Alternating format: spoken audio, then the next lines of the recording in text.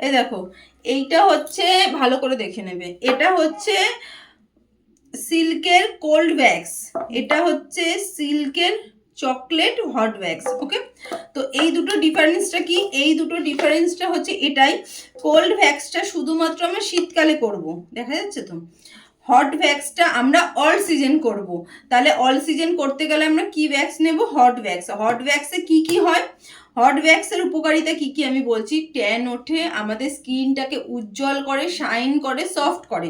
দেন cold ওয়্যাক্সের কাজ হচ্ছে শুধু একটাই কাজ, তোমার স্কিন যেমন আছে তেমনই হবে, না ট্যান উঠবে, না শাইন করবে, না সফট করবে, দেন কিচ্ছু নয়, এটা শুধু লোম তুলবে। ঠিক আছে, তাই জন্য আমি তোমাদের সবাইকে সাজেস্ট করবো এটা নিতে। হ্যাঁ, যদি পাও তোমরা সেন্সিটিভ স্কিন, ঠিক আছে, তার জন্য নিতে পারবে অ্যালোভেরা ওয়্যাক্স। অ্যালোভেরা কিন্তু সেন্সিটিভ স্কিনের জন্য একদম পারফেক্ট। দেন ব্রাইডালদের জন্য কি কি নেবে? রিকা ওয়্যাক্স নেবে। কেউ যদি পার্সোনালি রিকা ওয়্যাক্স নিতে চাও, তাহলে কোনো ব্রাইড যদি পাও, রিকা ওয়্যাক্স তুলবে না, ব্রাইড পেলে তবেই রিকা ওয়্যাক্স তুলবে।